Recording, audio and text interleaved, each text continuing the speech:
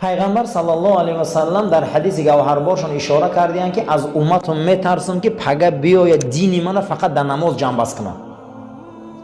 امروز اکثریت ما دین اومده در نماز جمع کردگیم.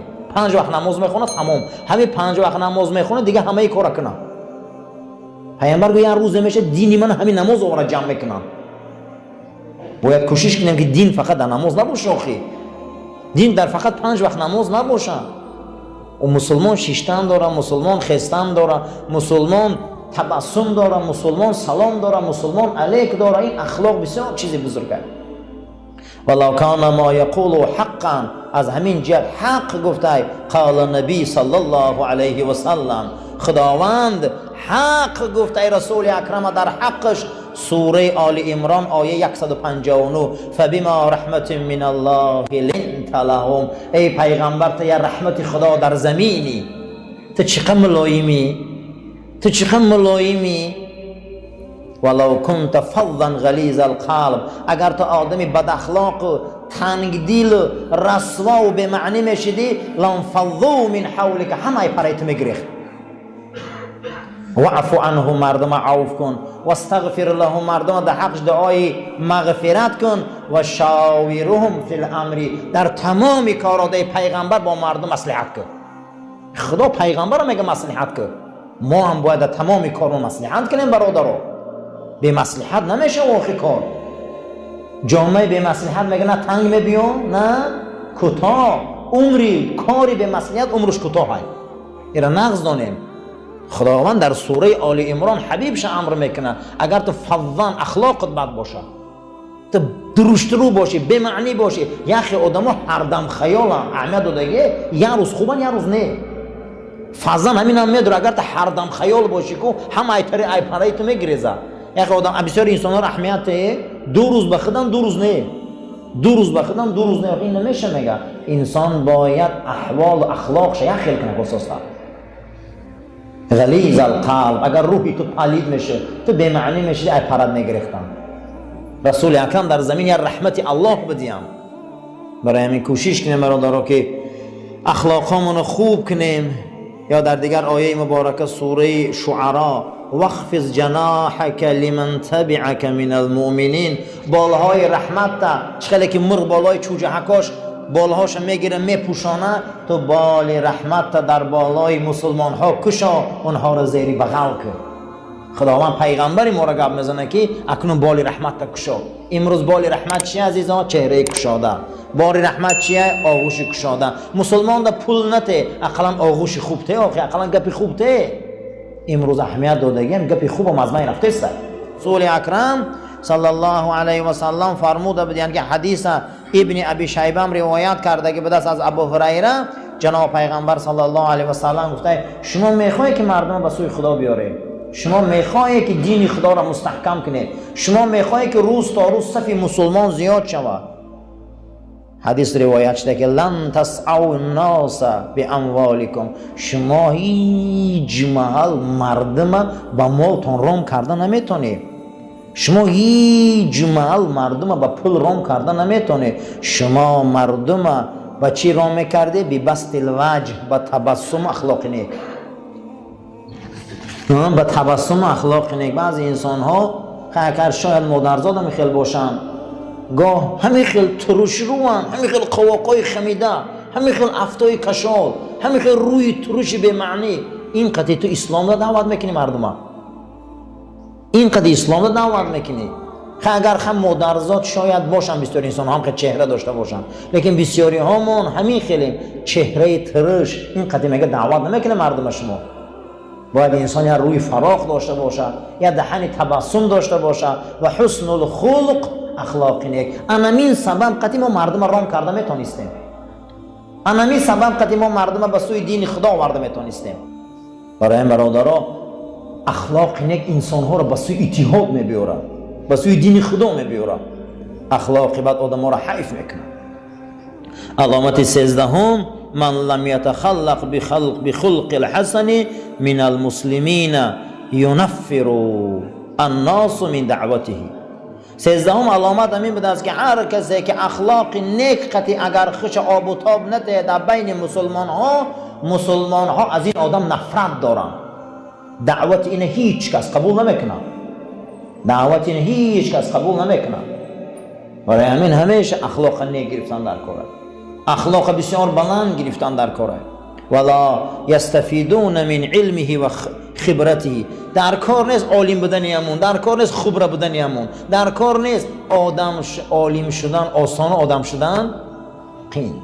در کار نیست ای خبره و از علم یمون. وقتی که او انسان اخلاق تمیز و شیشت خیز و یک نمونه های اخلاق رسول اکرم در وجود دیده نمیشود. لأن من طبائع الناس أنهم لا يقبلون ممن يستطيل عليهم أو يبدو منه احتقارهم. زیرا اینکه طبیعت مردم همینه که هیچ کس بردوام قبولش نمیکنن، هر کسی را که او با چشم حقارت خلق خدا را نگاه میکنن. خیلی گمان نکنیم یک سال و 2 سال و 3 سال و 5 سال حقارت غلغا قد زندگیش میگذارن میبرن، بعد از او ایرا نغزانن که در پیشگاه خلق خدا شرمنده میشود.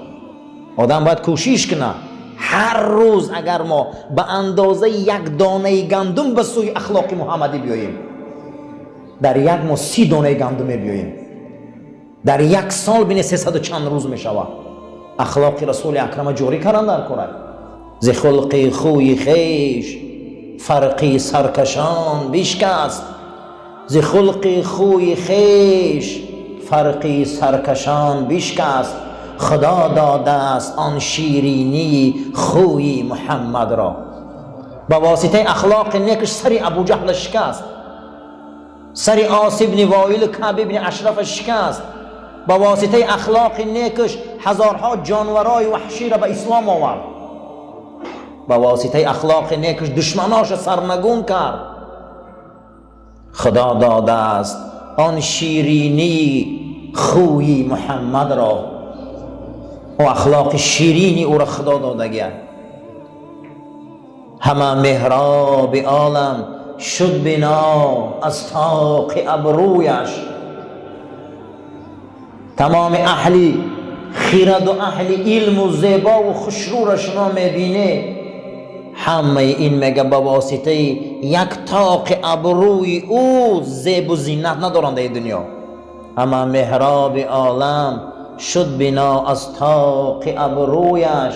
همه روی آوریده طاق ابروی محمد را. اما اخلاق تمیز میل میگه، اما اخلاق او دنیا را ظفر داد، دینش ظفر داد، آیینش ظفر داد. برای چی؟ برای که خدا دادش اخلاق. دعا میکردیم. الثانی عشر 12 علامت الخلق الحسن يحبب المسلم الى الناس جميعا. اخلاق نیک انسان در جامعه بشری محبوب میکرده. انسان چیکار میکرده؟ محبوب میکرده. حتی اعدائه، حتی دشمنات هم دوست نداشتیم.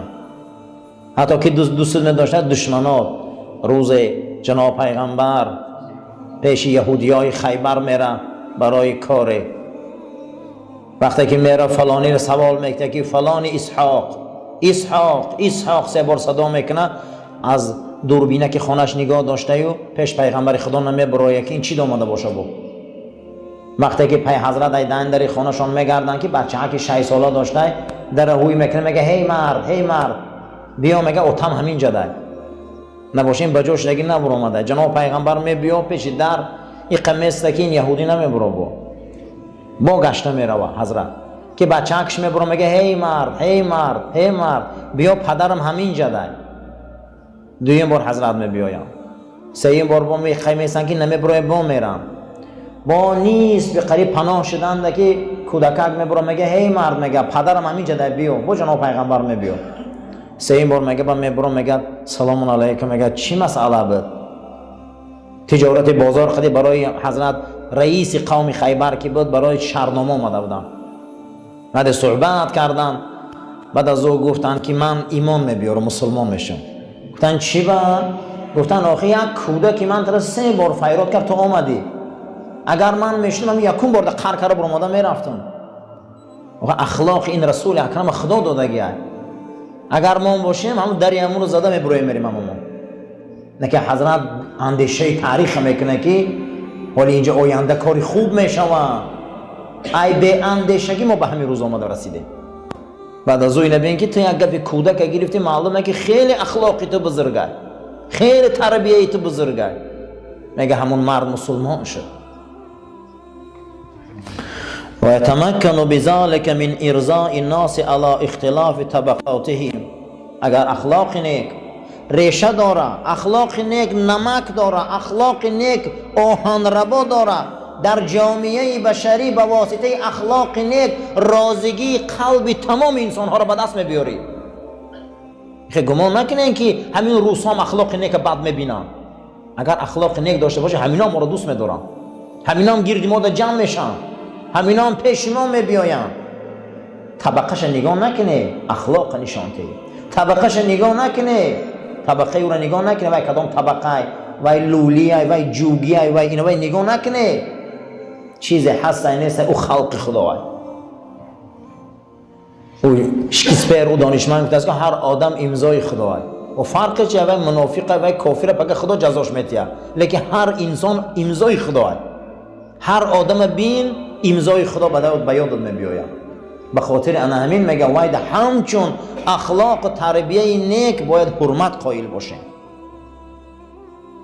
و کل من جالسه او خالته احبه. هر انسانی که همنشین ما میشود، قطعی ما آمیخته میشود، اگر ما اخلاق نیک داشته باشیم قسم به خدا ما را دوست میداره. اگر ما تربیه درست داشته باشیم قسم ما به خدا ما را دوست میداره. و بهذا يسأل على الداعية ادراك مطالبه السامية باذن الله تعالی. از همین جهت هر آدمایی که یک کس نصیحت میکنه، یک کس موعظه میکنه، اینا نغز دانین که همون وقت مطلب شما را گوش میکنن، همون وقت شما آبرو پیدا میکنه باذن الله، به اجازت خدا. شما اینا نغز دانین که برای خودتان سبوک گیره تربیت. چقدر تربیت زیاد آموزه. بسیاری آدما تنگم، خیلی تنگم. آموختن از دیگر آدما ننگشان میبیاد. آموختن از دیگر آدما ننگشان میبیاد. بسیاری آدما حتی که دایره های علمیشان به درجه انمو اکادمیکی و کلان علما شدگیان، همه کامپیوتر کلاویاتورش نوشتن نمیتونن. میگه فلانی را گیر شاگردشان نفرتش میبیاد، ننگش میبیاد.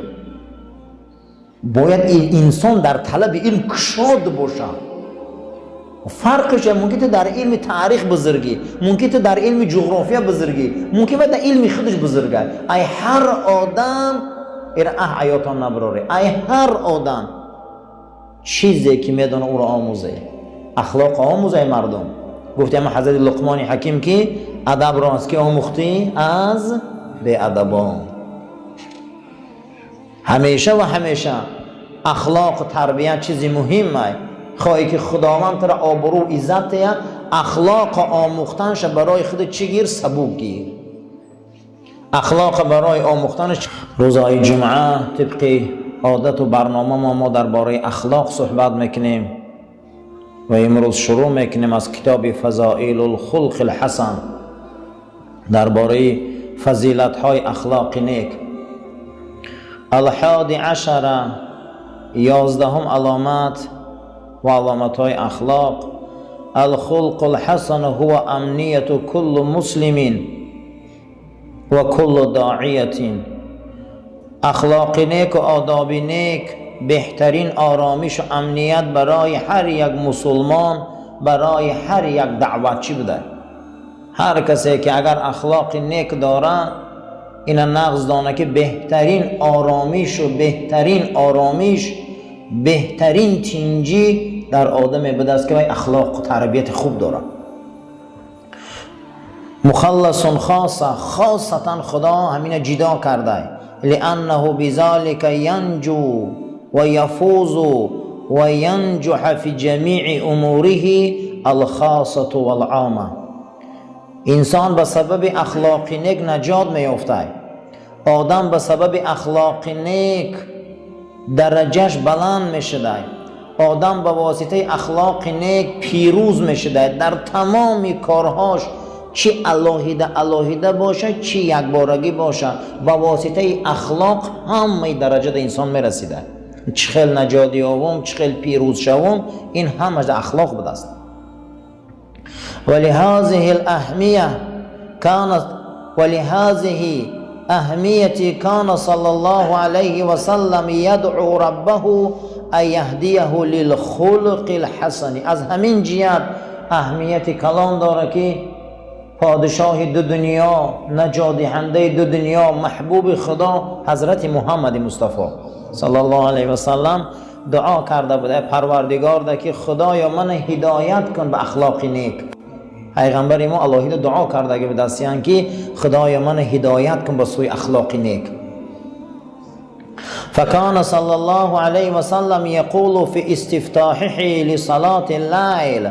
پیغمبر نماز شب وقت سر میکردیان دعا میکردیان که وهدینی لاحسن الاخلاق. خدایا من پیش ای نماز تهجد سر کردن ای تو خواهش میکنم که من هدایت کن به سوی اخلاق نیک. لا یهدی لاحسنها الا انت. هیچ کس من به سوی اخلاق نیک آوردن نمیتونه غیر تو. هیچ کس من آوردن نمیتونه اخلاق نیک ده غیر تو. فقط تو من نمیبیاری به سوی اخلاق نیک. برادرها تربیه و اخلاق نیک هم این از جانب خدا بوده است. خدا آدم هدایت میکرده به سوی این. و کان یقول پیغمبر خدا دعا میکردیان اللهم کما احسنت خلقی فحسن خلقی. خدایا چخیلی که خلقی من خوشرو کردی، چشمای من بین، بینی من بین، گوشام بین، لب من بین، دستا و پاهای من بین، این راست شدن شیشتن خستن بین، ایره چقدر خوشرو خلق کردی. التجاد میکنن گوته رسول اکرم اخلاق من میخکن. چخیلی که اندام من خوشرو کردی اخلاق من خوشرو کن. پروردگار آدم ده بسیار زیباگی ها، آدم کشپلش هم راحت های، شیشتنش هم راحت های، بازیش هم راحت های، خوابش هم راحت های. حتی که اگر دیگر جاندارها رنگ آدم شینن رنگ آدم حرکت کنن نمیزه بشونن، اما آدم دم ایچی میزه بگوته چخیلی که خلق ما خوشرو کردی اخلاق ما خوشرو کن. ما هم دعا میکنیم پروردگار رو به حرمت نام رسول اکرم صلی الله علیه و سلم چه خیلی ما رو خوشرو خلق کردی، زیبا مان کردی، اخلاقای ما رو نیک کن. ما هم آدمای به تربیت شویم، آدمای به اخلاق شویم. خدای ما رو به سوی اخلاق محمدی بیار، ما رو از آفت بلا کلفتان نگهبان باش، عاقبت کار ما رو به خیر، ایمانی ما رو به سلامت گردان. آمین یا رب العالمین. صفاتان راست گیره، تلفناتان